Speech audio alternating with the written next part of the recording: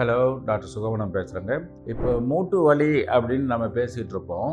அது நான் சொல்கிறது கால் மூட்டு, தொடை எலும்புக்கும் கால் எலும்புக்கும் நடுவில் உள்ள நீ ஜாயிண்ட். இதுதான் ஏன் அதை பற்றி காமனாக பேசுகிறோன்னா, அதுதான் ரொம்ப ரொம்ப காமனாக பல பேர்த்துக்கு மூட்டு வலி நடக்கிறது சிரமப்படக்கூடிய உள்ள பிரச்சனை.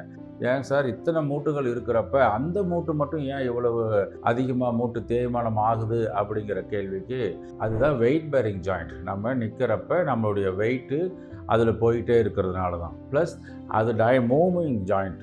ஓகே, இவ்வளோ தூரம் மூவ் ஆகிட்டே இருக்குது. இப்போ நம்ம இடுப்பு சைஸு 38 இன்ச்சு இருக்கலாம்.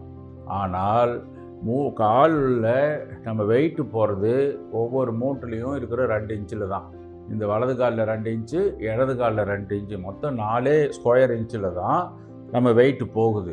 அண்ட் இது ஸ்டாட்டிக்காக போகலை. இப்படி சாயிறோம், 4 பக்கமும் சாயிறோம், குனிகிறோம், நிமர்றோம். பீஸா லைனிங் டவராக பீஸா ஒரே இடத்துல சில டிகிரி சாஞ்சிருக்கிறது உலக அதிசயம். நினச்சி பாருங்கள், ஒரு 10,000 ஸ்டெப் ஆவரேஜாக ஒரு நாளைக்கு நம்ம பண்ணுறோம். ஒன்றில் கூட இப்படி பர்ஃபெக்டாக நேராக நிற்க மாட்டோம். இப்படி சாய்வோம், அப்படி சாய்வோம்.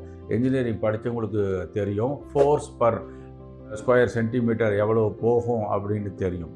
ஸோ உராய்வை பொறுத்த வரைக்கும் உலகத்திலேயே பெஸ்ட்டு நம்ம நீ ஜாயிண்ட்டு தான். பட் நாம் ஆக்டிவாக இருக்கிறதுனால வெயிட் பேரிங்கு இத்தனை 30 டிகிரி சாஞ்சி அதை உபயோகப்படுத்துறதுனால அதுக்கு மூட்டு தேய்மானம் அதிகமாக நம்மளை பாதிக்குது. ஸ்கேன் எடுத்து பார்த்தா angle joint, hip joint, neck எல்லாத்துலேயுமே பல பேர்த்துக்கு மூட்டு தேய்மானம் இருக்கும். பட் நம்மளுக்கு அது வலி வர்றதுனால தான் அதை பற்றி மெயினாக நம்ம பேசுகிறோம். அதுதான் நம்மளை மெயினாக பாதிக்குது.